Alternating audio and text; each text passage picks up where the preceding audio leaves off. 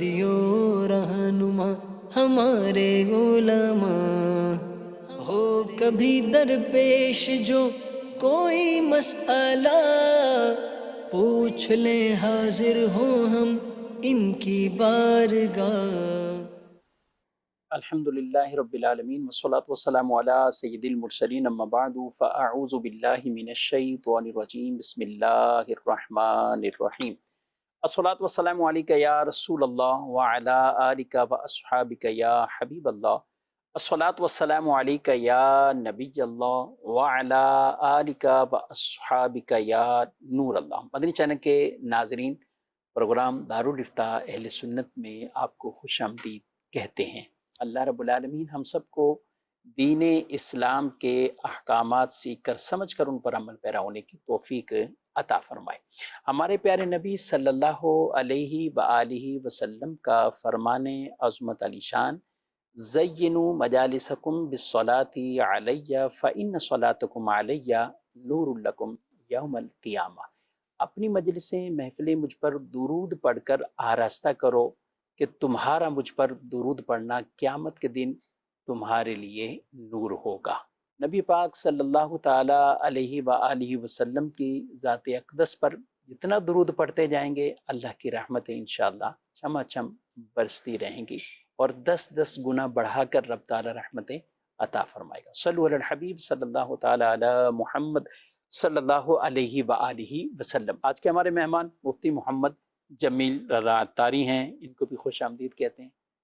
کیسے مزاج گرامی آپ کے؟ الحمدللہ علی کل حال۔ ماشاءاللہ۔ بارش کے حوالے سے کچھ لوگ ظاہر جب بارش بھی ہوتی ہے پھر جن کو نماز پڑھنے ہوتے ہیں تو ان کو کچھ کیچڑ کے حوالے سے چھینٹیں آ گئیں، کچھ کپڑے اس طرح، تو یہ روڈ پر جو ایک کیچڑ ہے یا بارش کا جو ٹھہرا ہوا پانی ہے، اب وہ چاہے اس میں مٹی مل گئی، سب کچھ وہ ایک گدلا ہو گیا، تو ایسی صورتیں وہ اگر کپڑوں پر آئے تو نماز کے حوالے سے کیا؟ بسم اللہ الرحمن الرحیم۔ بارش ہونے کے بعد عمومی طور پہ بعض جگہوں پر پانی ٹھہر جاتا ہے اور اس ٹھہرے ہوئے پانی کی وجہ سے اس پانی کے اندر کچھ گدلا پن پیدا ہو جاتا ہے، کیچڑ سی بن جاتی ہے۔ کبھی تو یہ ایک روڈ پر یہ پانی ٹھہر جاتا ہے اور کبھی یہ پانی میدانی ایریے میں پانی جمع ہو جاتا ہے اور پھر وہاں سے کہیں روڈ پر اس طرح یہ آتا جاتا رہتا ہے۔ تو اب اگر یہ بارش کا ٹھہرا ہوا پانی ہے اور اس پانی کے اندر کسی قسم کی نجاست کا کوئی اثر موجود نہیں ہے، تو پھر ایسی چھینٹیں اگر کپڑوں پر لگ جائیں، بدن پر لگ جائیں، یا ایسی کیچڑ میں سے اگر ہم چلتے ہوئے جا رہے ہوں تو اپنی چپل جوتوں کو ہم ناپاک نہیں کہہ سکتے۔ صحیح۔ کیونکہ ناپاک ہونے کے لیے کسی بھی پاک چیز کے ناپاکی سے نجس ہونے کے لیے ضروری ہے کہ اس شے کے بارے میں آپ کو یقین ہو کہ جو چیز ہمارے کپڑے پر یا چپل جوتے پر لگی ہے وہ ناپاک ہے۔ تو جب تک ناپاک ہونے کا یقین نہیں ہوگا اس وقت تک ہم ناپاکی کا حکم نہیں لگا سکتے۔ ہاں، بعض صورتیں ہوتی ہیں کہ جس میں ہم واضح طور پہ کہہ سکتے ہیں کہ یہ ناپاک ہے، اور اب ہمارے کپڑے پہ جو چھینٹیں آئی ہیں وہ ناپاکی کی چھینٹیں آئی ہیں۔ مثال کے طور پہ اگر سیوریج کا پانی ابل رہا ہے اور وہ روڈ پر بہتا ہوا جا رہا ہے تو وہ تو ناپاک ہے۔ اب اس ناپاک پانی سے بعض اوقات چونکہ وہ پھیلا ہوا اس قدر ہوتا ہے کہ کوئی خشک ایسی جگہ نہیں مل پا رہی ہوتی کہ بندہ خشکی والے حصے پہ پاؤں رکھ کر گزر جائے۔ بعض جگہوں پہ مجبوری ہوتی ہے کہ اسی پانی سے آلودہ اور گیلی جگہ سے گزرنا ہوتا ہے، تو اب وہ جو سیوریج کا پانی جا رہا ہے، بہہ رہا ہے، وہ ناپاک ہے۔ اس ناپاک پانی سے گزریں گے، چپل جوتے اس سے خراب ہوں گے، ناپاک ہوں گے۔ اگر ایسے میں بالفرض کوئی بائک والا اس کیچڑ سے اسپیڈ میں بائک چلاتا ہوا چلا گیا، جس کی چھینٹیں کپڑوں پر آئیں، تو یہ کپڑے پر جہاں جہاں وہ چھینٹیں لگیں گی یہ کپڑا ناپاک ہوگا۔ وجہ کیا ہے؟ کیونکہ اب ہمیں یقین ہے کہ اس وقت جو آنے والی چھینٹیں ہیں وہ ایک ناپاک پانی کی چھینٹیں ہیں۔ ٹھیک۔ صرف گٹر کے یا سیوریج کا جو پانی بہہ رہا ہوتا ہے، ناپاک پانی، تو اس کے بہنے کی وجہ سے ہم یہ نہیں کہیں گے یہ پاک ہے، ناپاک ہی بہہ رہا ہے، پورا کا پاک پورا بہہ رہا ہے۔ تو ایسا نہیں ہے کہ ہر بہتا پانی پاک ہوتا ہے، تو جو ناپاک پانی گٹروں اور نالوں کا بہہ رہا ہوتا ہے، جو نجاست والا پانی، سیوریج والا جو پانی ہوتا ہے وہ ناپاک ہوتا ہے، بہنے کی وجہ سے وہ پاک نہیں ہوتا۔ ہاں پاک کس صورت میں ہوگا کہ ان بارشوں میں بعض اوقات بہت تیز جب بارش ہو جاتی ہے تو تیز بارش ہونے کی وجہ سے بارش کا پانی عام سیوریج کے پانی کے مقابلے میں بہت زیادہ مقدار میں ہوتا ہے، جو بعض اوقات سیوریج کی لائنوں کو بھی اوور فلو کر کے ان کو بھی بہا رہا ہوتا ہے۔ اب یہاں پر وہ مرحلہ آتا ہے کہ ایک پانی ناپاک بھی ہے، اس میں بارش کا پاک صاف پانی بھی بہت بڑے ریلے کی صورت اختیار کر کے وہ بھی شامل ہو جاتا ہے۔ اب یہ دونوں پانی مکس ہو گئے، ناپاک اور پاک، اب یہ بہتے ہوئے جا رہے ہیں۔ اب یہاں پر دیکھا جائے گا کہ اگر وہ پاک پانی اس قدر زیادہ ہے کہ ناپاک پانی قطعی طور پہ ہمیں لگ رہا ہے کہ مکس ہو رہا ہے، لیکن مکس ہونے کے باوجود جب وہ پانی بہہ رہا ہے اس میں نجاست کا کوئی اثر نظر نہیں آ رہا، نہ نجاست کے اجزاء نظر آ رہے ہیں، نہ نجاست کی بو ہے اس میں، نہ نجاست کا رنگ ہے اس میں۔ تو ایسی کوئی علامت جو نجاست کو انڈیکیٹ کرے، پہچان کرائے، ایسی پانی کے اندر کوئی پہچان نہیں ہے، لیکن اتنا پتہ ہے کہ یہ پانی بارش کا سیوریج کی لائنوں سے بھی ابلتے ابلتے نکل رہا ہے، لیکن نکلنے والے پانی میں کسی قسم کی نجاست کی رنگت، بو نہیں پائی جا رہی، تو اس پانی کو ہم ناپاک نہیں کہیں گے، کیونکہ اب یہ بہتے ہوئے پانی نے ناپاک پانی کو بھی اپنے ساتھ گویا اپنے جیسا جو بھی پانی کا کلر ہوتا ہے اس کلر میں تبدیل کر دیا، اس کی اسمیل کو ایک طرح کا ناپید کر دیا، اور چلنے پھرنے والے کے پاؤں میں، کپڑے میں نجاست کا کوئی اثر بھی نظر نہیں آ رہا، تو یہ صورت ہوگی پاک۔ لیکن جب یہ بارش کا سلسلہ، پانی کا بہاؤ ختم ہو گیا، اس سیوریج کا نظام اپنی عام روٹین کے مطابق ہو گیا، اور اس میں نجاست کا اثر پانی میں، اس کی اسمیل آ رہی ہے، اس میں نجاست کے اجزاء، اثرات نظر آ رہے ہیں، تو اب یہ پانی سیوریج کا بہتا ہوا پانی یہ ناپاک کہلائے گا۔ عام نارمل پانی پہ ایسے وہم میں نہیں۔ اب جیسے مسجد کی طرف جانا آنا ہو رہا ہے، کچھ گلی محلے کہ جہاں پہ پانی ٹھہر چکا ہے، اب جب تک اس ٹھہرے ہوئے پانی میں ہمیں نجاست کے اثرات ظاہر نہ ہوں تو اس وقت تک ہم اس پانی کو ناپاک نہیں کہیں گے۔ پھر یہ بھی ہوتا ہے کہ بعض اوقات ایک جگہ جو زمین ہوتی ہے، کسی وقت یہاں پہ نجاست پڑی تھی، پھر دھوپ لگنے سے، ہوا لگنے سے، گاڑیوں کے چلنے پھرنے سے، یعنی رگڑ لگنے سے اس جگہ سے نجاست کا اثر ختم ہو چکا ہے۔ اب ایسی جگہ پر اگر پانی بارش کا بہا بہتے بہتے کسی مقام پہ آ کے رک گیا، اس پانی میں نجاست کا کوئی اثر نظر نہیں آ رہا، تو اس پانی کو ہم ناپاک نہیں کہیں گے، اس کو ناپاک نہیں کہیں گے۔ ہاں البتہ پھر یہ کہ ایک نظافت کا جو انداز طریقہ ہے، یعنی مسجد میں بھی جا رہا ہے اور پاک بھی چھینٹے پڑیں، چاہے کیچڑ کے پاک چھینٹے ہی ہوں، ان کو ہم ناپاک نہیں کہہ رہے، لیکن مسجد میں جا رہے ہیں تو اس کو دھو لیں اچھی طرح۔ ہاں یہ ایک الگ بات ہے کہ ایک چیز کا پاک ہونا ایک الگ ہوتا ہے، اور ایک ہے کہ وہ چیز میلی ہے، گندی ہے، تو لیکن ہے پاک۔ تو جس طرح ہم اپنے گھروں کے اندر یہی کیچڑ سے آلودہ کپڑے لے کے اپنے کارپیٹ پہ نہیں بیٹھ جاتے، نہیں لیٹتے، بلکہ ہم سب سے پہلے اپنے کپڑوں کو دھوتے ہیں، اس کے بعد یا تو بعض اوقات کپڑے ہی چینج کرنے ہوتے ہیں، پھر ہم اپنے بیڈ یا صوفہ سیٹ یا کارپیٹ پہ لیٹتے بیٹھتے ہیں، اٹھتے ہیں۔ تو جس طرح ہم اپنے گھروں کی صفائی ستھرائی کا اہتمام کرتے ہیں، بارش سے بعض لوگ نہانے کے بعد ہی آپ لے لیں کہ بارش میں نہائے، گلی محلے میں یا چھت پہ ہی اپنے نہانے کے بعد وہ بیڈ پہ آگے نہیں بیٹھیں گے، کیوں؟ گیلا پہلے کچھ نہ کچھ تو اہتمام، وہ اپنے کپڑے کو چینج کریں گے۔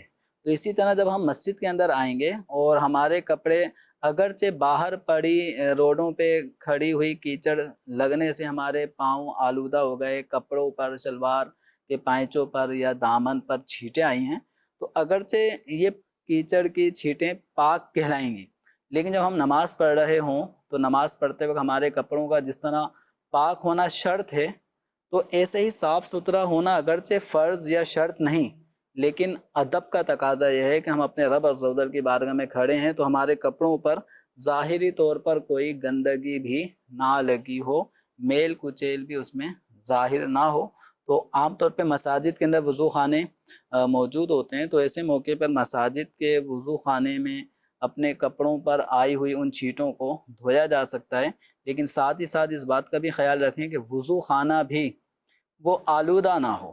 یہ نہ ہو کہ آپ نے اپنی مٹی والی چپلیں وضو خانے پہ تو دھو لیں، لیکن وضو خانہ آپ کے پاؤں کی کیچڑ لگنے کی وجہ سے اس کا فرش خراب ہو رہا ہو، تو ان سب چیزوں کا بھی اہتمام کریں۔ وضو خانہ صاف ہوگا تو اس پر چل کر مسجد کے فرش پر رکھے جانے والے قدم بھی مسجد میں کسی قسم کے نشانات پیدا نہیں کریں گے، تو اس لیے مسجد کا وضو خانہ بھی صاف ستھرا رکھیں، اور مسجد کے اندر جو قدم ہمارا داخل ہو وہ بھی کسی قسم کی کیچڑ وغیرہ سے آلودہ ہو کر مسجد کے فرش پہ ہمارا پاؤں نہ آئے، اس کا خیال رکھیں۔ ٹھیک ہے، ماشاءاللہ کافی ڈیٹیل تفصیل سے اس مسئلے پر بات چیت ہوئی ہے، اور ویسے بھی جب بتایا جا رہا ہوتا ہے تو کس طرح کے موسم آگے آنے والے ہیں یا یوں صورتحال ہوگی، تو اس کے بھی شرعی مسائل ہیں، شرعی احکامات ہیں، وہ بھی ہمیں بہرحال سیکھنے چاہیے، اور پھر اس کے مطابق عمل بھی کریں گے، انشاءاللہ ثواب بھی ملے گا، اور کئی اعتبار سے آدمی گناہوں سے بھی بچ جاتا ہے۔ اور یہ اس لیے بھی بطور خاص بول رہے ہیں، بعض اوقات جمیل صاحب لوگ مارکیٹ میں ہوتے ہیں، کئی ایسی جگہ ہیں کپڑے چینج کرنے کی ان کے پاس ابھی پوزیشن نہیں ہے، تو وہ یعنی پاک ہی ہے، کیچڑ لگا ہے، یہ پاک ہی اس طرح کا نارمل جو چیز لگی ہوئی ہے، تو وہ نماز کے لیے ایک عذر بنا لیں گے۔ حالانکہ اگر واقعی کپڑے ناپاک بھی ہو گئے ہوں کسی وجہ سے، تو آپ پر تو یہی لازم ہوگا کہ بھائی ان کو پاک کر کے نماز پڑھیں، نہ کہ یہ کہ آپ پورا دن کہیں کہ اب اسی طرح گزر جائے گا اور جب گھر جائیں گے تو پھر ہم کپڑے چینج کریں گے۔ یہ کوئی معقول عذر نہیں ہے کہ جس کی وجہ سے نمازوں کو معاذ اللہ قضا کر دیا جائے۔ بڑھتے ہیں آپ کے سوالات کی طرف، کچھ ویڈیو سوالات بھی ہیں، دیکھتے ہیں۔ پیارے مفتی صاحب کی بارگاہ میں سوال عرض یہ ہے کہ کیا یوٹیوب کے ذریعے جو ان کی ریکوائرمنٹس ہوتی ہے کہ جب چینل کسی کا مونیٹائز جب ہو جاتا ہے تو جو ایڈز کے ذریعے ارننگ ہوتی ہے، کیا یہ جائز ہے یا ناجائز ہے؟ اسی کے ساتھ جو دیگر پلیٹ فارمز جیسے ٹک ٹاک، فیس بک وغیرہ، اس کے ذریعے جو ارننگ ہوتی ہے یہ شرعی طور پر جائز ہے یا ناجائز ہے، حلال ہے یا حرام ہے؟ انہوں نے تو پورا سوشل میڈیا لے لیا ہے، اور جس پہ پر دل چاہتا ہے لوگ اکاؤنٹس بنا رہے ہیں اور ارننگ بھی اس سے کر رہے ہیں۔ آپ کیا فرماتے ہیں؟ ظاہر ہے کہ اس میں کئی طرح کی شرعی قیودات ہیں، اور عام طور پر جو پریکٹس ہے جو لوگ بتاتے ہیں، کیا فرماتے ہیں؟ جو عمومی طور پہ حال احوال معلوم ہوتے ہیں وہ یہی ہے کہ ان چینلز پر لگنے والی اپلوڈ کی جانے والی ویڈیوز پر ایڈز آ رہے ہوتے ہیں، اور یہ ایڈز یہ اس چینل بنانے والے کے اپنے اختیار میں نہیں ہیں کہ یہ والا ایڈ لگائیں گے اور یہ والا نہیں لگائیں گے۔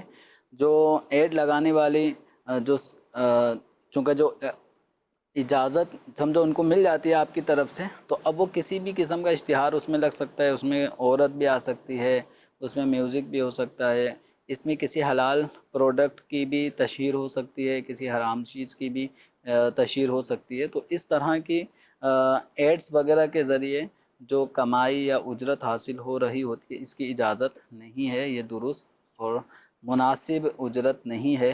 تو مسلمانوں کو چاہیے کہ اپنے ان چینلز سے ان ایڈ کو ختم کریں۔ دارالتعلیم سنت کی ویب سائٹ پر بھی اس کا تفصیلی وہ فتویٰ موجود ہے، تو اس کو بھی وزٹ کیجئے، اور وہاں سے باقاعدہ وہ فتویٰ بھی لے جائیں، اس کو ڈاؤن لوڈ کیجئے، اور اپنے دوست احباب کو بھی آپ شیئر کر سکتے ہیں تاکہ وہ بھی اس کے مطابق اس کی رہنمائی وہ حاصل کر لیں۔ تو وہ فتویٰ بھی ہے۔ اسی طرح مفتیان کرام کے مختلف ویڈیو کلپس بھی موجود ہیں جو کہ دارالتعلیم سنت کی ویب سائٹ پر بھی ہیں، یوٹیوب پر بھی ہیں۔ دارالتعلیم سنت کا یوٹیوب چینل ہے، آپ وہاں پہ بھی وزٹ کر سکتے ہیں۔ اسی طرح مفتی علی اصغر صاحب، ان کا جو یوٹیوب چینل ہے ان پر بھی اس طرح کی جو کمائی ہے اور اس کے جو احکامات ہیں وہ بڑی ڈیٹیل اور تفصیل کے ساتھ ویڈیو کے اندر بیان کیے ہوئے ہیں۔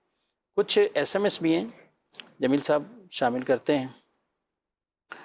اسلامی بہنیں گھروں میں کوئی ایسا کام کر سکتی ہیں جیسے گڑیا وغیرہ بنا کر بیچنا، کیا کہتے ہیں؟ اب جاندار کے چہرے کی تصویر بنانا یہ عمل جائز نہیں ہے، تو اب اگر وہ گڈا اس طرح کا بنایا جا رہا ہے کہ جس میں اس کا پورا چہرہ فیس واضح ہے، تو اس کی تصویر سازی کا عمل جو ہے وہ جائز نہیں ہے، تو اس عمل سے بچنا چاہیے۔ باقی رہا معاملہ اس کھلونے سے کھیلنا، یہ ایک الگ حکم ہے تصویر سازی کا حکم تو اپنی جگہ ناجائز کا ہے، جس میں چہرے کا نقش و نگار، جس میں آنکھ، ناک، کان، یہ سب چیزیں بنائی جا رہی ہیں کہ دیکھنے والا اس کو ایک چہرہ سمجھے۔ رہا معاملہ اب کسی نے بنا دیا، اب اس گڑیا گڈے سے کھیلنا، تو اس سے کھیلنے کی بچوں کے لیے اجازت ہے کہ بچوں کے پاس ایسی کوئی کھلونے والی چیز ہے جس میں چہرہ بنا ہوا ہے اور اس چہرے کی کوئی تعظیم نہیں ہو رہی، تو وہ تعظیم نہ ہونے کا پہلو اور کھیل کود ادھر کبھی ادھر پڑھائے کبھی ادھر پڑھائے، تو اس اعتبار سے تصویر کی تعظیم نہیں ہو رہی، تو ایسا پہلو اختیار کرنے کی اجازت تو ہے۔ یہ اجازت، لیکن تصویر سازی، چہرہ بنانا، یہ ایک الگ میٹر ہے کہ آگے چل کے اس بنائی ہوئی تصویر کی تعظیم ہوگی یا نہیں ہوگی، وہ ایک الگ چیز ہے۔ اور تصویر کا بنانا، چہرے کا بنانا، یہ بلا ضرورت شرعی جائز نہیں ہے۔ ٹھیک ہے، یعنی بنے بنائے پھر لے کے آ جائیں بیچیں، آگے کیا کریں؟ یہ اب اس میں یہی ہے کہ پھر گڑیا گڈوں کے اندر بھی مٹی کے گڑیا گڈے، ان کی ممانعت ہے خرید و فروخت کی بھی۔ رہا معاملہ جیسے ربڑ کے ہوں یا کسی میٹل کے ہوں، تو ایسے گڑیا گڈے کہ جن کے ٹوٹ پھوٹ ہو جانے کے بعد ان کو بیچا جا سکے، تو پھر یہ گویا ایک مال ہے، تو مال کی خرید و فروخت ہونے کے اعتبار سے اس کے جواز کا حکم ہوگا، لیکن چہرہ بنانے کی پھر بھی اجازت نہیں ہوگی۔ جو بنا رہے ہیں وہ اپنے اعتبار سے وہ گناہ گار ہو رہے ہیں۔ صحیح جی، مزید سوال۔ آپ کی بارگاہ میں عرض ہے کہ نماز کے دوران کسی کے منہ میں کھانے کے ذرات رہ جاتے ہیں تو وہ اس دوران وہ نکال سکتا ہے انگلی کے ذریعے ذرات یا نہیں؟ رہنمائی فرما دیجیے۔ پہلے ہی اچھی طرح کر لینا چاہیے حساب کتاب کلیاں وغیرہ کر کے، لیکن رہ گیا کسی وجہ سے، اب کوئی معمولی سا ذرہ دانتوں میں رہ گیا ہے اور اس کو اگر ہم دانتوں کے سائٹ میں مسور، یعنی جو گال ہے اس سائٹ میں اگر ہم اس کو منتقل کر دیں اور اس دوران نماز پڑھنے میں کسی قسم کا خلل نہیں آ رہا، تو پھر یہی کرنا چاہیے۔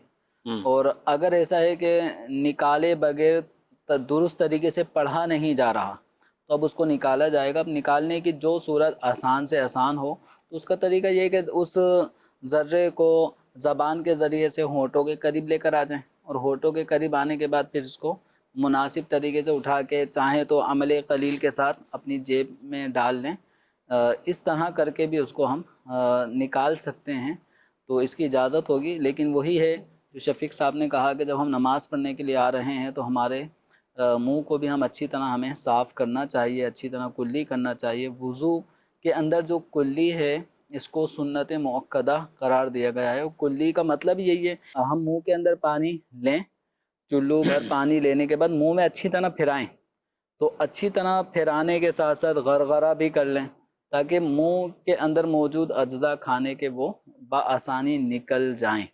تو اس سے انشاءاللہ یہ ہوگا کہ جب ہم نماز پڑھیں گے تو پھر یہ معمولی ذرات بھی وضو میں کلی کے سبب نکل جائیں گے اور یہ پریشانی پھر دوران نماز نہیں ہوگی۔ اندر کھا لینے سے یہ وہ بھی کچھ مقدار ہے چنے کے اور کے جو اب اس میں یہ ہے کہ اگر منہ میں کوئی ذرہ کھانے کا رہ گیا، اب وہ کھانے کا ذرہ اگر چنے کے برابر ہے، جو نارمل ہم دیکھتے ہیں نا چنے جو گھروں میں بھی کھائے جاتے ہیں، تو اتنی مقدار جو چنے کے برابر ہے، اگر اتنی مقدار میں وہ ہے اور اب حلق سے نیچے اتار لیا دوران نماز، تو نماز ٹوٹ جائے گی۔ البتہ اگر وہ چنے کی مقدار سے کم ہے، مثلا تل کے دانے کے برابر ہے، اب وہ دانتوں میں کہیں تل کا ایک دانہ پھنس گیا ہے، اب اس کو زبان کی مدد سے کسی نے حلق میں نیچے اتار لیا تو نماز نہیں ٹوٹے گی۔ قصدن کرنا نہیں چاہیے اس طرح یہ ہے کی کہ کوئی بھی، قصدن نماز کے اندر اس طرح کا فعل نہ ظاہر ہے جو اس کے احکامات ہیں، آداب ہیں، ان تمام چیزوں کا ہمیں پہلے سے ہی خیال رکھنا چاہیے۔ مزید کال۔ میرا مفتی صاحب کی بارگاہ میں یہ سوال عرض ہے، کیا صحابہ کرام نے اجتماعی قربانی کی تھی جس طرح آج جیسے ہوتی ہے، دعوت اسلامی کے تحت ہوتی ہے اور دیگر لوگ بھی کرتے ہیں، تو کیا صحابہ کرام نے اس طرح مل کر اجتماعی قربانی کی تھی؟ جواب ارشاد فرما دیجیے۔ سبحان اللہ، قربانی چلے گی، ایام گزر گئے، اور یہ میرا خیال جلوس میلاد والی تو دلیل نہیں مانگ رہے کہ صحابہ کرام سے یہ ثابت، پھر ہم اس کے پورے دلائل دیتے ہیں۔ اجتماعی قربانی جس طرح کرتے ہیں، دعوت اسلامی کرتی ہیں یا کیا کرتے ہیں، سب اس طرح دیگر افراد بھی جو کرتے ہیں۔ صحابہ کرام علیہم رضوان سے اس طرح ایک بڑے جانور میں 7 افراد کا شریک ہونا ثابت ثابت ہے۔ تو صحابہ کرام علیہم رضوان بتاتے ہیں کہ ہم 7 افراد جو ہے وہ اونٹ میں شریک ہوئے، تو اسی طرح بڑے جانور میں، گائے میں، بیل میں، اس میں بھی ہم شریک ہوئے۔ تو نبی پاک صلی اللہ تعالیٰ علیہ وآلہ وسلم نے اپنی امت کے لیے یہ ایک آسان طریقہ بھی عبادت کا ارشاد فرمایا ہے، جس کے اندر ایک جان ہے، جانور چاہے اونٹ ہے چاہے جتنا ہی بڑا ہو، لیکن اس کی جان ایک ہے۔ جب ذبح کیا جاتا ہے تو اس میں ایک ہی جان ہوتی ہے جو ذبح ہونے کے بعد اللہ کی طرف روانہ ہو جاتی ہے، جو جانور قربان ہو جاتا ہے، ذبح ہو جاتا ہے۔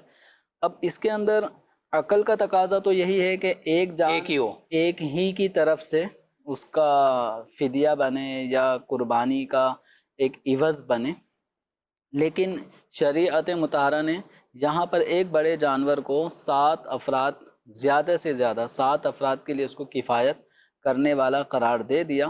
تو صحابہ اکرام علیہم رضوان نے بڑے جانور میں شریک ہوئے۔ اب اگرچہ ہمارے ہاں پر شرکت والی قربانی یہ لفظ استعمال نہیں ہوتا، حالانکہ ہوتا یہی ہے کہ جانور کے اندر ایک بڑے جانور میں 7 افراد شریک ہوتے ہیں، دوسرے جانور میں 7 شریک، تیسرے میں 7 شریک، تو اس طرح یہ شرکت والی قربانی ہوتی ہے۔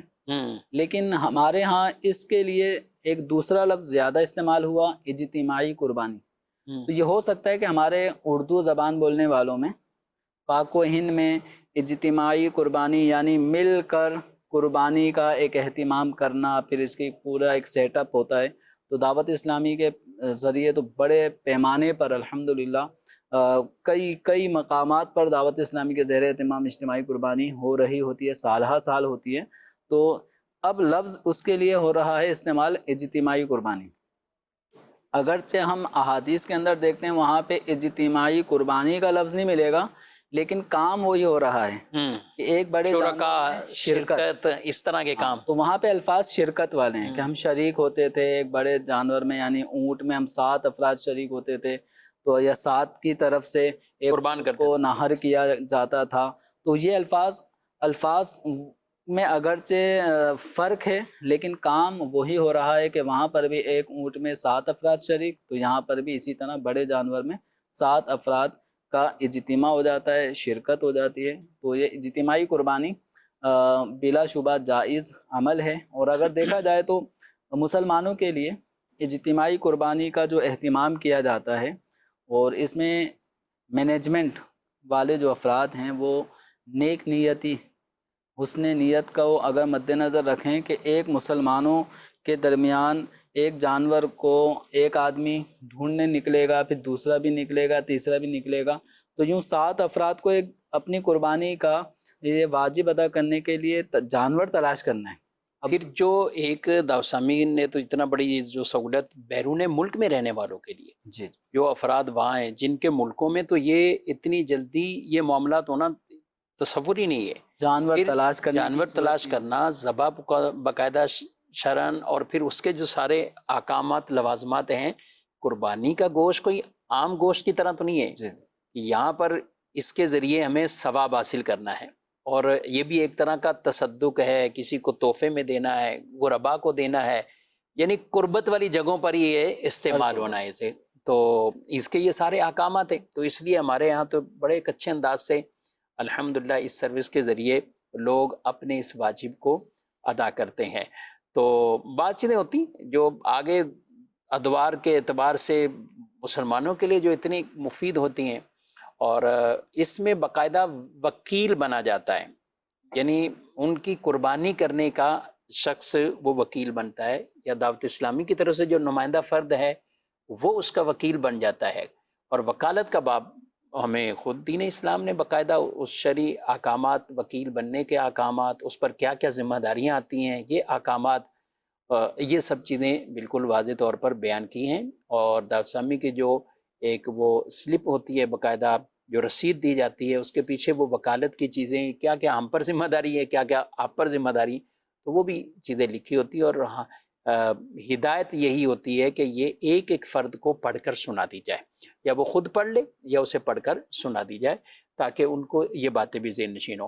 آج کل آپ نے سنا ہوگا اجتماعی شادیاں بھی ہوتی ہیں، تو یعنی کافی جب ایسے ہوتے ہیں، کبھی کبھی ایسا بھی ہوتا ہے نا، اور یہ بھی ایک اچھا انداز ہے، یعنی ایسی چیزوں میں کئی لوگوں کے فوائد حاصل ہو جاتے ہیں. جیسے آپ نے کہا قربانی کے لیے اب کوئی ایک ایک جائے جانور ڈھونڈے, کچھ یہ کرے کچھ وہ, کتنا ایک مشکل معاملہ ہے, ہر ایک نہیں کر سکتا, جگہ نہیں ہے کھڑی کرنے کی. جانور یعنی کہاں کھڑے کریں, کس طرح کریں.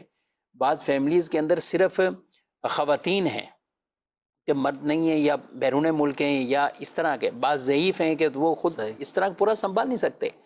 تو ایسے معاملات کے اندر یہ ان کی دینی کتنی بڑی ایک معاونت ہے کہ ان کا ایک واجب ادا ہو. تو اس طرح میں نے تو یہ اجتماعی شادی کا ایسے ذکر کیا کہ ہمارے ہاں یہ بھی اب اس طرح کے اہتمام ہوتے ہیں. کئی لوگ اہتمام کرتے ہیں اور اس میں 100 جوڑے اور 100 شادیاں کر دی, 50 شادیاں کر دیں. تو اگر وہ بھی کرتے ہیں اور شریعت کے مطابق سارے معاملات ہوتے ہیں تو سبحان اللہ کوئی حرج والی بات نہیں ہے. لیکن اجتماعی کے قربانی کے جو معاملات ہوتے ہیں عموماً اوورال جو مسلمان کر رہے ہوتے ہیں تو الحمدللہ وہ وکیل بن کر ہی یہ سارے معاملات سر انجام دے رہے ہوتے ہیں. تو اس میں کوئی کسی طرح کی حرج والی بات بھی نہیں ہے. ہماری کتب میں ایسے کئی قربانی کے اور بھی مسائل ہیں جس میں وکالت بنانے کے بارے میں کہا گیا. چلیں بھی ادھر ایک اور سوال بھی میرے پاس آ گیا ہے کہ جانور گم ہوا تھا لیکن 5ویں دن مل گیا ہے. یعنی جانور گم ہوا تھا قربانی کا, ملا 5ویں دن ہے.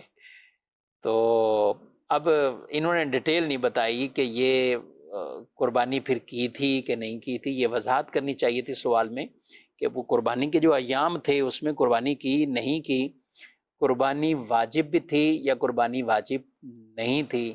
تو کئی طرح کے اس کے اوپر سوالات وہ بنتے ہیں. بہرحال اگر قربانی آپ پر واجب تھی اور آپ کا وہ جانور آپ کو ابھی مل گیا ہے اور پہلے آپ پر واجب تھی اور گم ہوا اور آپ نے یام قربانی میں قربانی کر دی, تو واجب تو آپ کا ادا ہو چکا اور وہ اسی سے ہی ادا ہو جائے گا. البتہ اگر واجب ہی ادا نہیں کیا اور اب یہ قربانی کا جانور آپ کو مل گیا ہے تو آپ صدقہ کر دیں. اب اس کو زندہ ہی صدقہ کرنا ہوگا, زندہ ہی صدقہ, اس کو ذبح بھی نہ کریں, یعنی اس کو ذبح نہیں کریں گے, اس کو زندہ ہی صدقہ کریں گے. کسی مستحق مسلمان کو جو شریف فقیر ہو اس کے ہینڈ اوور کر دیں, اس کو مالک بنا دیں. اب وہ چاہے اس کو پالے چاہے اس کو آگے بیچ دے, وہ اس کا معاملہ ہے. اور یہ حکم غنی اور شریف فقیر دونوں کے لیے, کیونکہ فقیر کے لیے بھی تو متعین ہو چکا واجب. فقیر ہو یعنی فقیر سے مراد جس پہ شریعت نے واجب نہیں کی تھی قربانی, وہ قربانی کا وہ جانور لے کر آ گیا تھا تو اب اس پہ لازم تھا ایام قربانی میں اپنے اس جانور کو قربان کرتا. لیکن وہ جانور اگر قربانی کے ایام گزرنے کے بعد اس کو ملا ہے تو اب اسے اس جانور کو زندہ ہی صدقہ کرنا ہوگا. اب ایام قربانی جب گزر جاتے ہیں تو گویا جانور کو ذبح کر کے اس واجب کی ادائیگی کا وقت ختم ہو گیا. اب ذبح کر کے یہ واجب ادا نہیں ہوگا. اب یہ جانور اگر زندہ ہے تو اس کو زندہ ہی صدقہ کرنا ہوگا. یعنی اب گویا ہم اس کی قضا کر رہے ہیں. تو قربانی کی قضا کا طریقہ یہ ہے کہ اگر جانور زندہ ہے تو اب اس کی قضا یہی ہے کہ جانور کو زندہ ہی صدقہ کیا جائے. اور اگر جانور ہی نہیں لیا تھا یا ہے ہی نہیں یا ملا ہی نہیں, یہ گم بھی ہو گیا تھا, ملا نہیں اور قربانی واجب تھی, تو پھر ایک بکری کی رقم, ایک بکری یا بکرا, اس کی رقم وہ آپ کو شریف فقیر کو دینی ہے, وہ پھر صدقہ کرنی ہے. اسی طرح اگر پہلے کی بھی کئی قربانیاں رہتی ہیں تو ان کا بھی یہی شرعی مسئلہ ہے کہ ایک بکری کی قیمت لگا کر اسے صدقہ کرنا. جی مزید. صبح کی جو 2 سنتے ہیں اگر وہ رہ گئے تو نماز کے بعد جماعت کی نماز کے بعد بندہ پڑھ سکتا ہے کہ نہیں پڑھ سکتا؟ ذرا اس کی رہنمائی کرنا. فجر کی 2 سنتیں فجر کی 2 سنتیں اگر اس وجہ سے رہ گئیں کہ آپ جماعت میں شامل ہوئے کہ اگر سنتیں پڑھتے تو فجر کی جماعت نکل جاتی, تو اب اس بنا پہ جو آپ نے فجر کی سنتیں چھوڑی ہیں اور ڈائریکٹ جماعت میں شامل ہو گئے تو اب ان سنتوں کی قضا تو لازم نہیں ہے. نہ وقت فجر میں جو بقیہ وقت فجر کا باقی ہے اس وقت میں اب آپ سنت نہیں پڑھیں گے. اگر آپ کو پڑھنی ہے تو اب ایک طریقہ یہ ہے کہ سورج نکلنے کے بعد جو 20 منٹ کا مکروہ وقت ہوتا ہے یہ بھی گزر جائے. اب اس کے بعد اگر آپ سنت پڑھنا چاہیں تو سنتوں کی قضا کر سکتے ہیں, یہ لازم نہیں ہے. البتہ اگر فجر کا وقت ختم ہو گیا, ظہر کا وقت اب آ چکا ہے تو اب ان سنتوں کی قضا بھی نہیں ہے. اب آپ اپنے وقت ظہر میں ظہر کی نماز ادا کریں. مزید کو میں نے 4 ایکڑ زمین ٹھیکے پہ لی, اس کا ٹھیکہ 1 لاکھ ہے. میں پوچھنا یہ ہے کہ پہلے ٹھیکہ ادا کروں یا عشر ادا کروں, وہ کتنا؟ جی عشر سے پہلے ٹھیکہ اور یہ ساری قیمت نکالنی ہوگی. شریعت مطہرہ نے اس حوالے سے کہ جب ہم ज़मीन में पैदावार हासिल करते हैं, जो काश्तकारी का अमल है, ज़राअत का अमल, तो ज़राअत में जो हमें खेती फसल हासिल हुई है, तो फसल हासिल शुदा फसल का उशर यानी 10वां हिस्सा हम पहले निकालेंगे।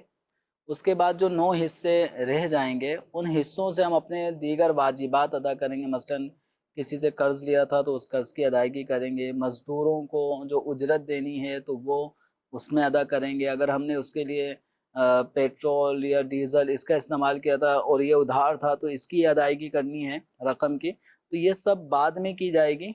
फसल जब तैयार हो जाए तो उसमें उशर या निस्फ़े उशर वो पहले अलग किया जाएगा, और बकिया जो हमारे अखराजात हुए हैं, इन अखराजात का ताल्लुक़ दीगर अमवाल से चाहें तो अदा कर दें, लेकिन उशर और निस्फ़े उशर पहले अदा किया जाएगा। ऐसा नहीं है कि पहले हम तमाम अखराजात निकाल लें और उसके बाद में जो फसल बाकी बचती है फिर उसका हम उशर निकालें।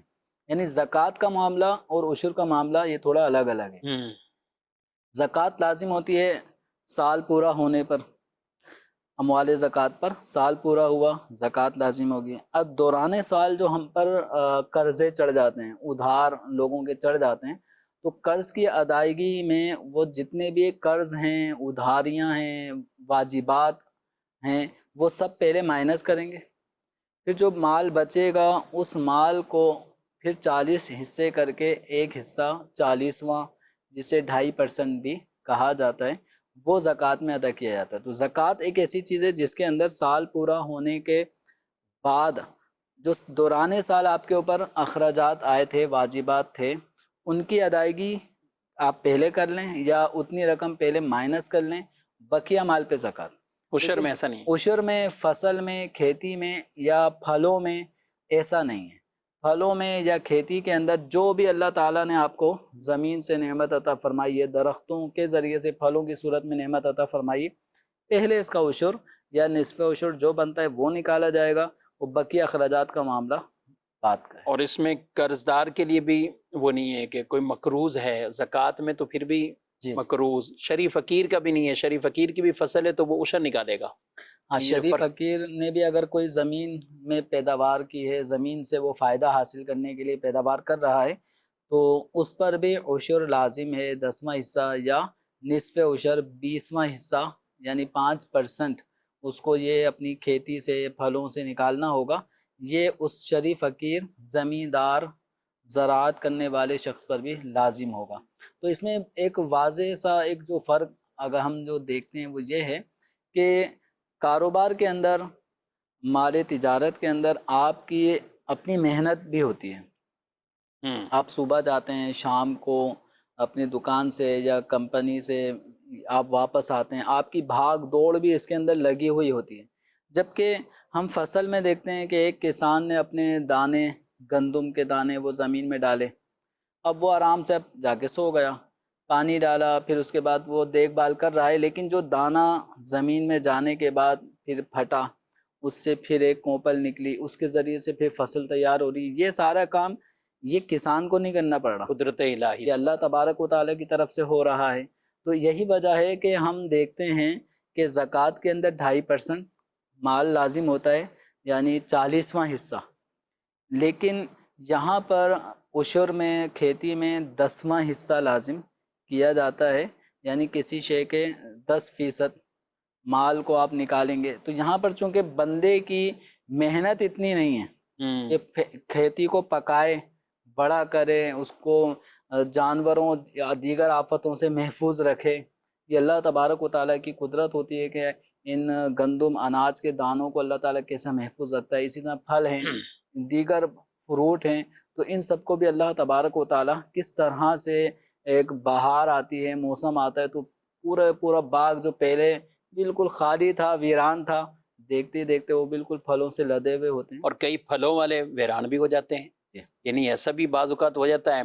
तो अब ये देखें ना, कभी कभी बारिश का मौसम बनता है तो कई ऐसे जिनकी फसलें तैयार होती हैं, अब भले गर्मी कितनी हो, अच्छा गंदम की कटाई हो, लोग बारिशों के लिए दुआ कर रहे होंगे एक तरफ, लेकिन ये गंदम वाले नहीं करेंगे, है उनकी पूरी फसल ही उस वक्त उस पर गड़ी। इसी तरह और कई फसलें बारिशों, تو یہ محض اللہ پاک کے فضل و کرم ہے کہ زمین سے وہ اگاتا ہے، اور اگرچہ کسان کی محنت ہے، وہ اس میں اسپرے بھی کرتا ہے، وہ اس کو طرح طرح سے کانٹ چھانٹ بھی کرتا ہے، لیکن اصل وہ جو اگانا ہے وہ رب تبارک و تعالیٰ کی رحمت اور رب تعالیٰ کی قدرت سے ہی ہے۔